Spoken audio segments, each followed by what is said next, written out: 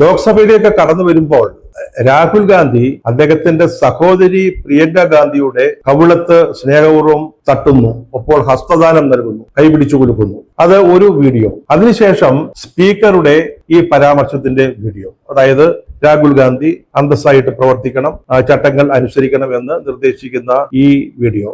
എന്താണ് ഇതിന്റെ അർത്ഥം എന്ന് ആർക്കാണ് മനസ്സിലാവാത്തത്? അപ്പോഴേക്കും നമ്മുടെ രാഹുൽ ഗാന്ധിയുടെ പെരുമാറ്റ ദൂഷ്യം നമുക്ക് മനസ്സിലായി. സ്വന്തം സഹോദരിയുടെ തോളിൽ തട്ടി, അല്ലെങ്കിൽ കവിളത്ത് തട്ടി. അതാണ് അദ്ദേഹം ചെയ്ത വലിയൊരു അപരാധം. സ്വന്തം സഹോദരനും സഹോദരിയും തമ്മിലുള്ള സ്നേഹബന്ധത്തെ ഇത്തരത്തിലുള്ള ചീഞ്ഞ കണ്ണുകൊണ്ട് കാണുന്നവരോട് നമുക്ക് എന്താണ് മറുപടി പറയാനുള്ളത്? സഹോദരനും സഹോദരിയും തമ്മിലുള്ള ബന്ധം, അല്ലെങ്കിൽ സഹോദരിമാരും തമ്മിലുള്ള ബന്ധം, അച്ഛനും മക്കളും തമ്മിലുള്ള ബന്ധം, ഇതിനെയൊക്കെ നികൃഷ്ടമായ രീതിയിൽ വ്യാഖ്യാനിക്കാൻ ആളുകൾ തുടങ്ങിയാൽ, അതും രാഷ്ട്രീയത്തിൽ അധികാര സ്ഥാനങ്ങളിൽ ഇരിക്കുന്നവര്, രാജ്യത്തെ നിയന്ത്രിക്കുന്നവര് തുടങ്ങിയാൽ എന്തായിരിക്കും അതിന്റെ അനന്തരഫലം?